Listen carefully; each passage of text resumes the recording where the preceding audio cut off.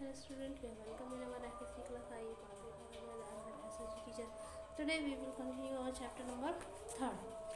और chapter number 3rd is electoral parties. हम parties के बारे में पढ़ रहे थे, तो आगे कंटिन्यू हम करते हैं.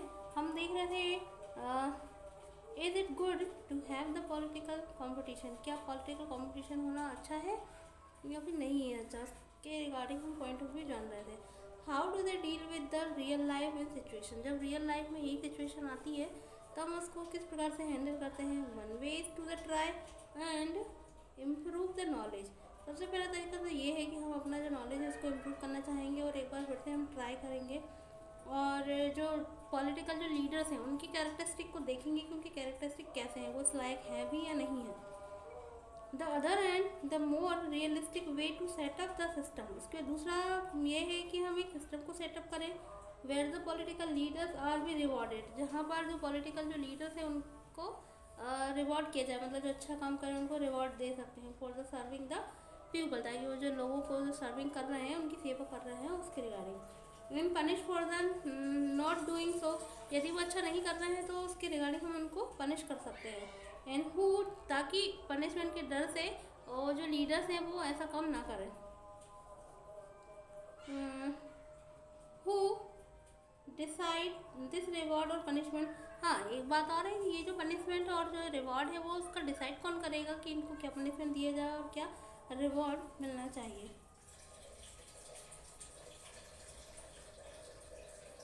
Serving the pupil punishment doing so, and who decided to reward or the punishment. The simple answer is the pupil. This way the electoral competition does.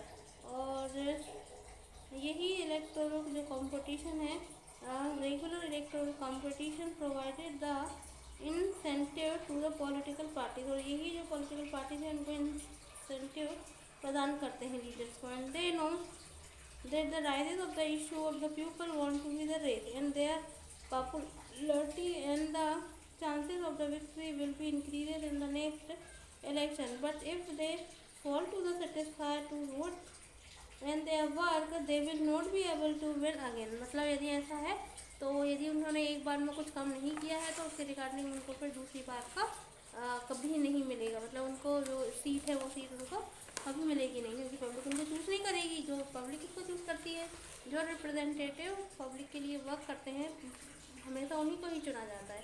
जो पब्लिक के लिए वर्क नहीं कर रहे हैं तो उनको पब्लिक नहीं चुनेगी next time. So if a political party is the motivated only by the desire to be in the power and even then it will be the force to be served the people.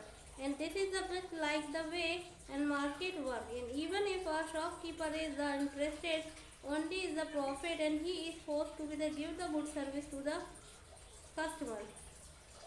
If they does not, मतलब यदि वो customer को अच्छी service नहीं देते हैं तो customer will be go to the some other shop. यदि किसी शॉप पर सामान अच्छा नहीं दिया जाता है तो कस्टमर क्या करता है, वैसे ही दूसरी शॉप पर चला जाता है, वहाँ पर सामान अच्छा ले आता है क्योंकि उसे तो यहाँ भी पैसा देना है और दूसरी जगह भी पैसा ही देना है. तो फिर वो क्यों अपना खुद का घाटा करेगा, इसलिए वो दूसरी जगह पर चला जाता है. तो सेम वैसे ही जो रिप्रेजेंटेटिव है यदि अच्छा वर्क करते हैं तो ठीक है, और यदि अच्छा वर्क नहीं करते हैं तो उनके बदले में दूसरे रिप्रेजेंटेटिव को चूज कर लिया जाता है.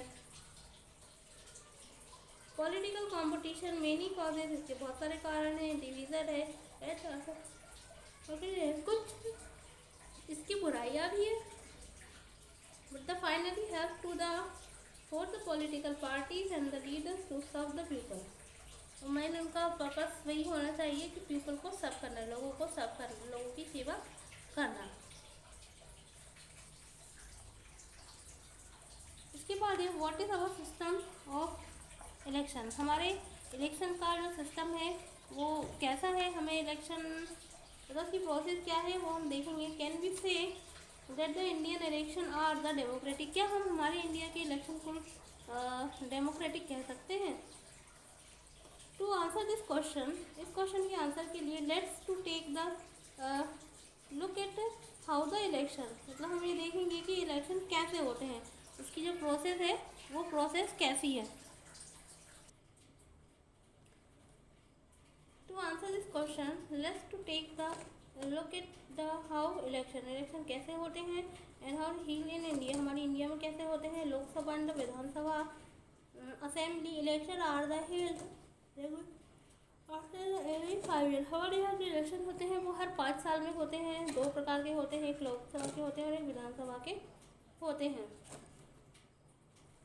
After the 5 years the term of all the elected representative come to the end. 5 साल के बाद में जो रिप्रेजेंटेटिव हैं जिनको चुना जाता है उनका जो टर्म है वो फिनिश हो जाता है, ख़त्म हो जाता है। एंड द लोकसभा और the Vidhan Sabha stand dissolved in an election are held and toward the constitution at the same time and either on the some day within the few days. This is called the general election, उसको general election कहा जाता है। Sometimes the election is held only for the one constitutionally to fill the vacancies causes the death और the यदि इस समय किसी की डेथ हो जाती है तो उसके रिगार्डिंग केवल उसी पर्सन के लिए वोटिंग की जाती है। And the resignation of the member, यदि कोई रेजिग्नेशन दे देता है तो केवल उसी के लिए इलेक्शन करा के उसकी पोस्ट भरी जा सकती है।